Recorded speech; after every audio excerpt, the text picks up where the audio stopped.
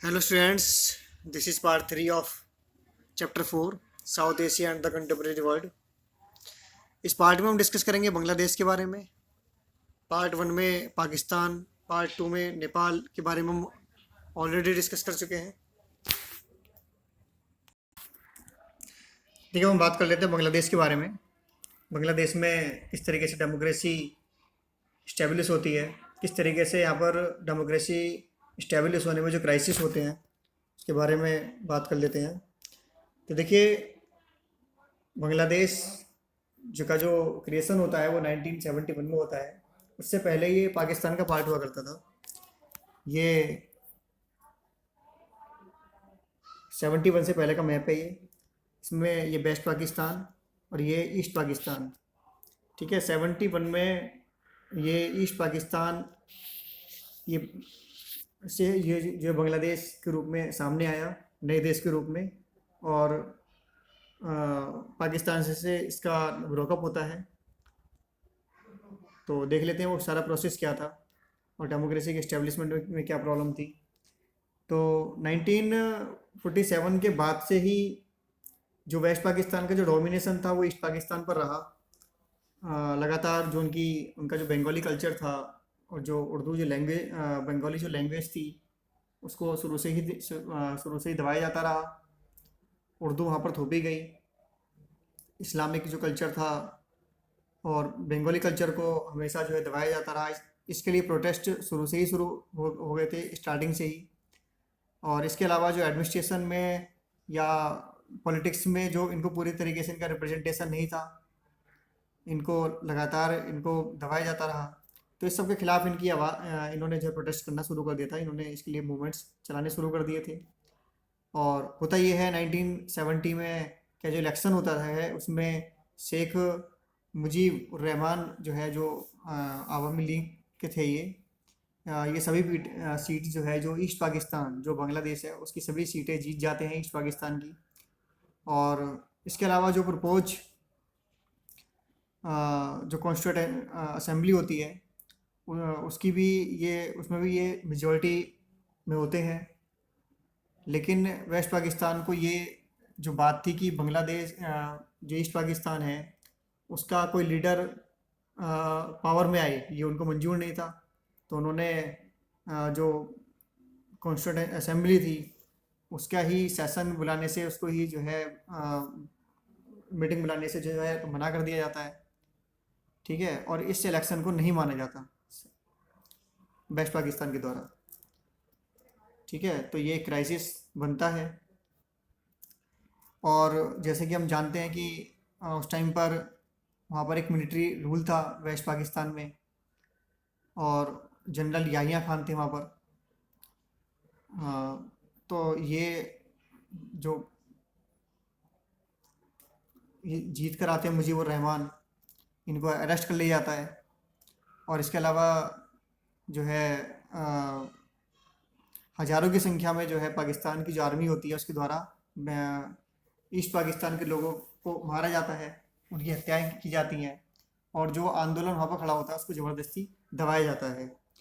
ठीक है, इसका जो परिणाम था ये हुआ कि लाखों की संख्या में जो क्राइसिस बना, इससे लाखों की संख्या में जो रिफ्यूजी थे वो ईस्ट पाकिस्तान से भारत आ जाते हैं। एक बड़ी संख्या में जो है माइग्रेशन होता है। तो भारत तो इंडिया के लिए भी एक बड़ी प्रॉब्लम बन जाती है ये।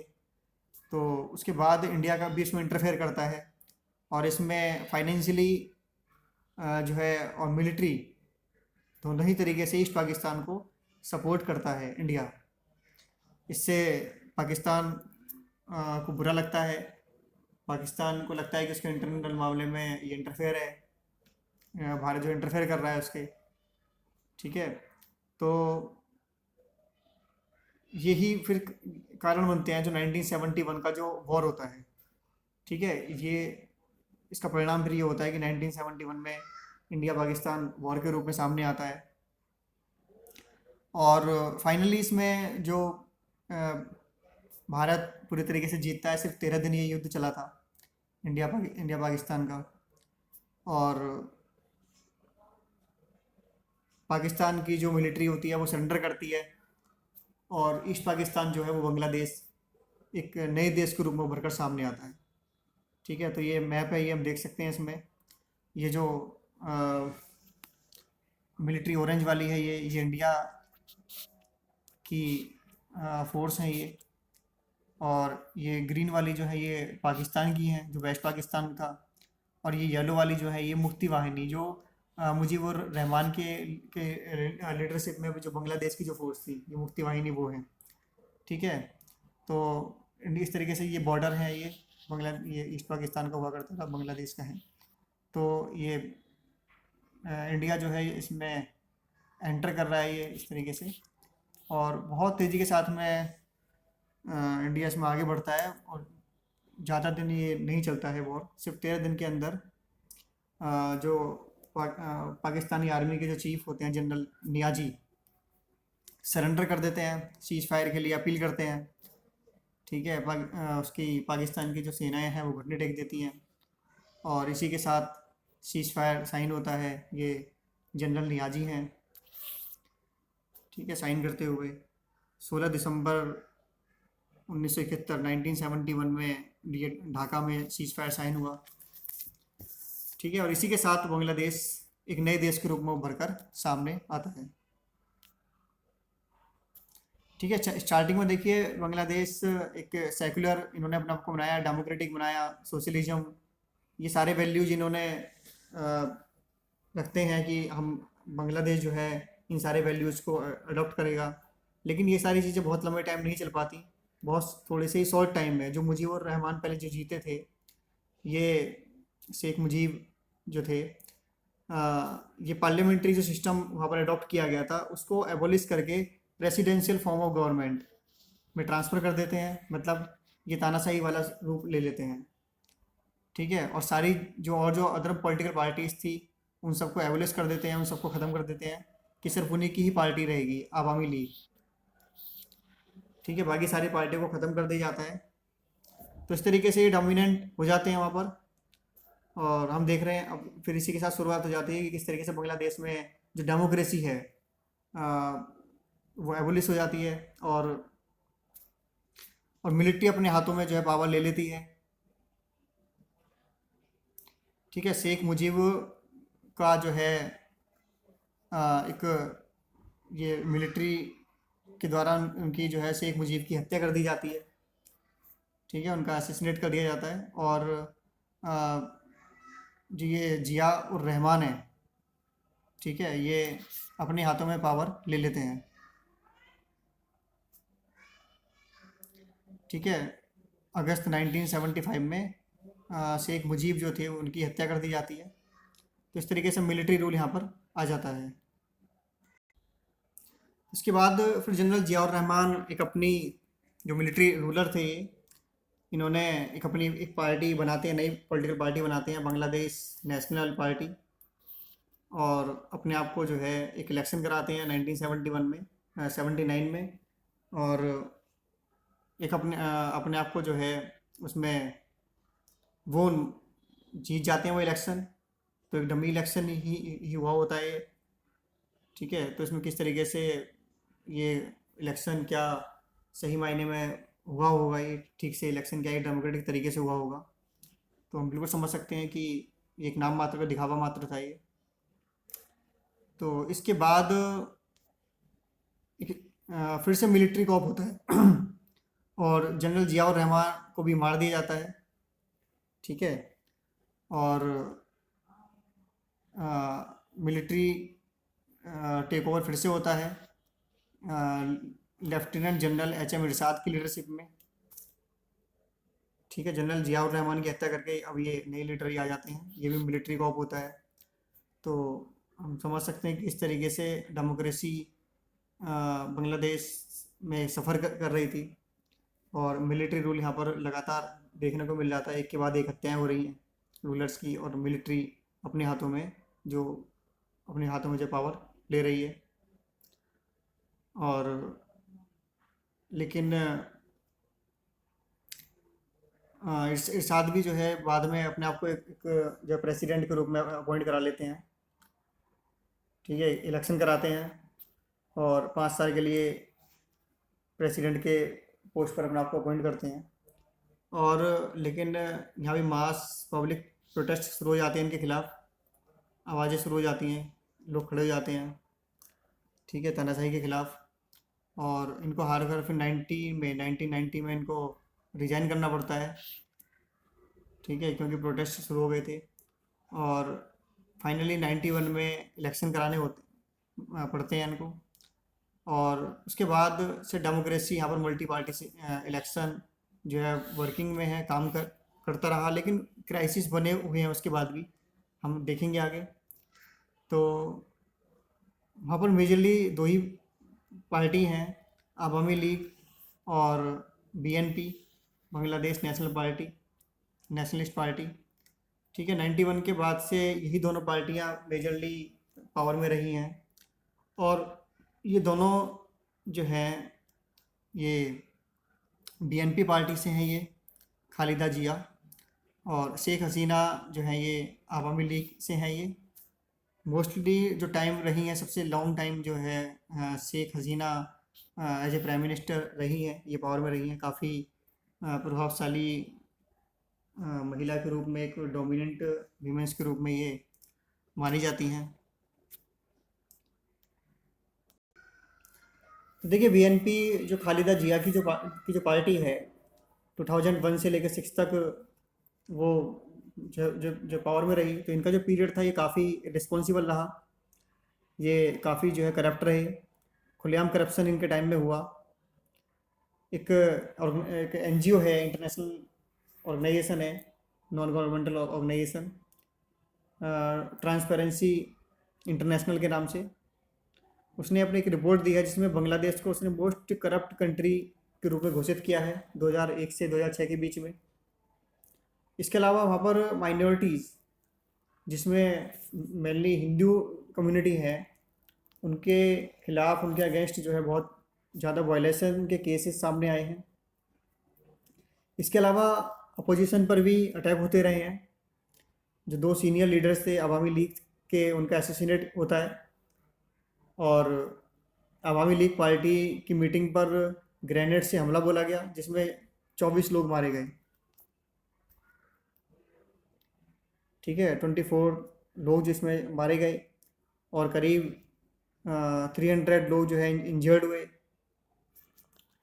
तो और इसके अलावा जो फ़िलहाल जो पीएम है वहाँ पर अभी इस टाइम प्रेजेंट में, शेख हसीना, वो भी अ, इस हमले में जो है बाल बाल बची थी, वो भी।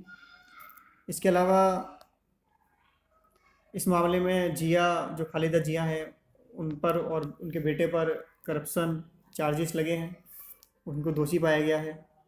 तो इस तरीके से बड़ा एक जो क्राइसिस की स्थितियाँ वहाँ पर एक लंबे टाइम तक बनी रही हैं बांग्लादेश में।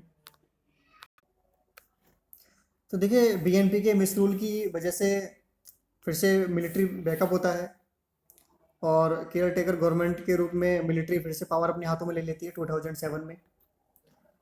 और इसके बाद फिर नेक्स्ट ईयर इलेक्शन होते हैं 2008 में। और इसमें जो अपोजिशन पार्टी थी, बीएनपी की जो अपोजिशन पार्टी थी अवामी लीग, उसको ज़बरदस्त जीत इसमें हासिल होती है।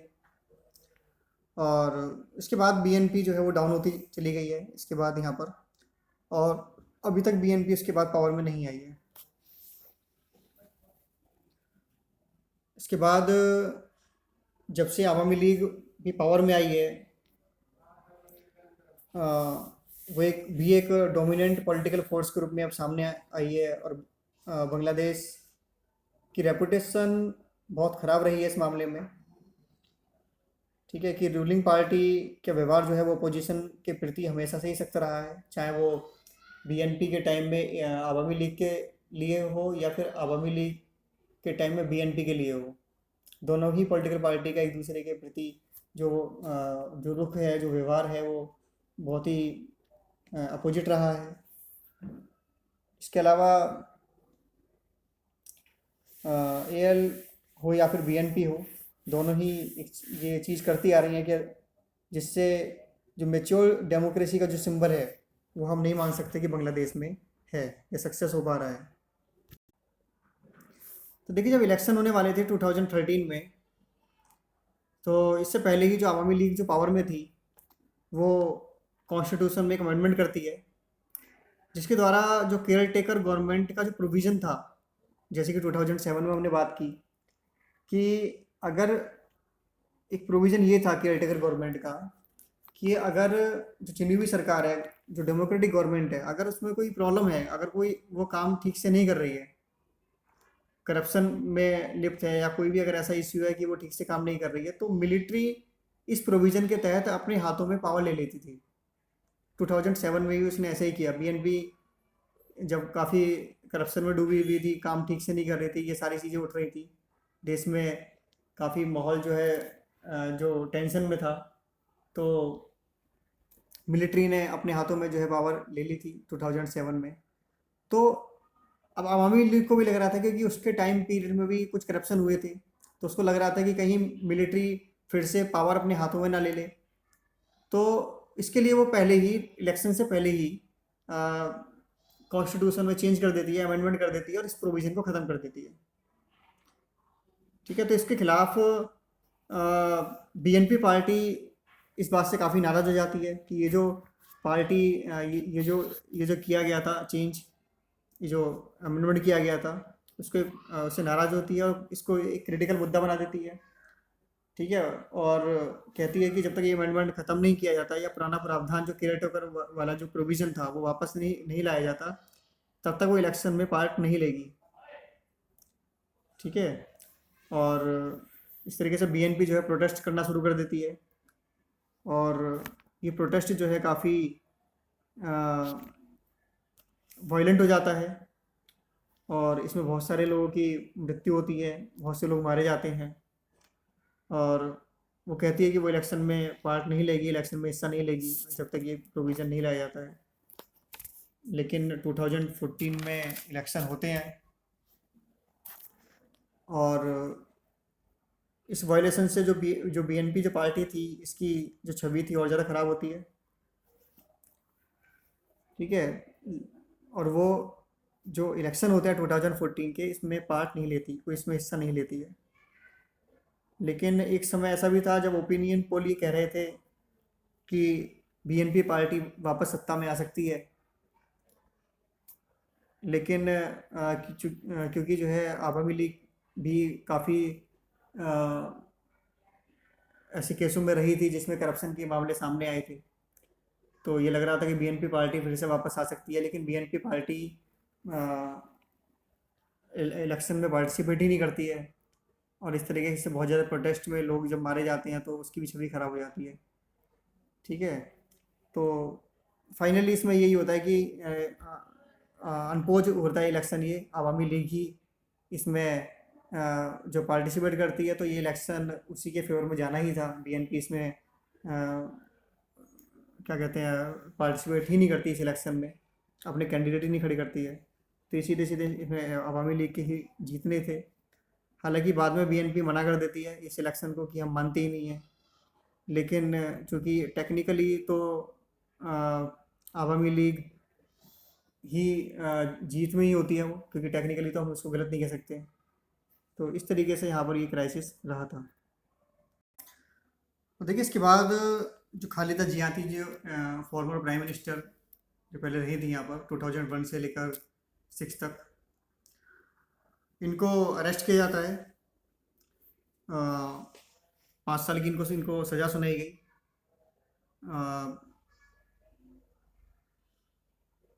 क्योंकि जो है करप्शन के मामले में, और जो वायलेशन के जो केसेस थे उनके मामले में इनके ऊपर चार्जेस लगते हैं, इनके बेटे के ऊपर चार्जेस लगते हैं। और बीएनपी का ये कहना है कि जो आवामी लीग है वो काफ़ी टाइम से कहती भी आ रही थी कि एक ना एक दिन उनको वो जेल में डाल देंगे। तो इस तरीके से एलिगेशन लगाती हैं आवामी लीग पार्टी पर, और ये कहती हैं, इनका ये कहना है कि जो ये सारा जो खेल है, ये जो सारा एक अलायंस बनाया हुआ है रूलिंग पार्टी का और जुडिशरी का, और इन्होंने मिलकर ये इस काम को अंजाम दिया है। इनके ऊपर ये इस तरीके से एलिगेशन लगाए गए हैं। ठीक है, तो ये सारी चीज़ें देखने को मिली हैं वहाँ पर, जैसे कि हमने पाकिस्तान में भी देखा और बांग्लादेश में भी हम देख रहे हैं। उसके बाद फिर 2018 में फिर से जो इलेक्शन होते हैं उसमें शेख हसीना एक अच्छी खासी मेजोरिटी के साथ फिर से पावर में आती हैं, लेकिन इनके ऊपर ये एलिगेशन लगते हैं कि अपोजिशन ये एलिगेशन लगाता है कि इन्होंने धांधली की है इलेक्शंस में। और किस तरीके से इन्होंने 2018 में चौथा चुनाव, और ये लगातार इनका तीसरा जो है जीत थी इनकी, तीसरा चुनाव इन्होंने जीता। 2008 में जीत कर आई थी ये, 2013 में फिर जीती, फिर 2018 में फिर से जीती हैं। ठीक है, तो ये तीसरा पीरियड इनका कंटिन्यूस वाला है। और 300 सीटों में से इन्होंने 288 सीटें इन्होंने जीती। और जो अपोजिशन जो लीडर हैं कमल हसन, उन्होंने इसको फर्जी तरीके से जीतना इन्होंने बताया कि फर्जी तरीके से इलेक्शन इन्होंने जीता है। इसके अलावा ह्यूमन राइट वॉच जो ऑर्गेनाइजेशन है, इंटरनेशनल ऑर्गेनाइजेशन ह्यूमन राइट के लिए काम करता है, उसने भी ये कहा है कि जो ये गवर्नमेंट जो जीत कर आई है इसने अपोजिशन को डराने का इन्होंने एक माहौल इन्होंने बनाया। तो इस तरीके से ये प्रॉब्लम्स हमको देखने को मिली हैं बांग्लादेश में। जो डेमोक्रेसी के इस्टेब्लिशमेंट की हम बात कर रहे हैं, स्टार्टिंग में काफ़ी दिक्कतें रही, मिलिट्री रूल एक लंबे टाइम तक रहता है वहाँ पर, लेकिन हम 91 के बाद से हम देख रहे हैं कि डेमोक्रेसी इस्टेब्लिश है। डेमोक्रेसी 2007 की अगर हम बात छोड़ दें तो डेमोक्रेसी वहाँ पर रही है, लेकिन डेमोक्रेसी का जो पॉजिटिव एस्पेक्ट एक होना चाहिए वो बांग्लादेश में देखने को नहीं मिला है। जो भी पार्टी पावर में रही वो अपोजिशन के खिलाफ किस तरीके से वायलेशन वहाँ पर हुए, किस तरीके से उन पर अटैक होते रहे। करप्शन के मामले में टॉप पोजीशन में है ये इंटरनेशनली। ठीक है, तो ये सारी चीज़ें यहाँ पर देखने को मिली है। तो हम कह सकते हैं कि पाकिस्तान की तरह ही बांग्लादेश में स्थिति बहुत अच्छी नहीं रही है। और तो हम कह सकते हैं साउथ एशिया में ये कंट्रियां हैं जो जिनमें सही मायने में डेमोक्रेसी काम नहीं कर पा रही है। तो ये था बांग्लादेश के बारे में। नेक्स्ट पार्ट 4 में हम डिस्कस करेंगे श्रीलंका के बारे में। Thanks, bye bye.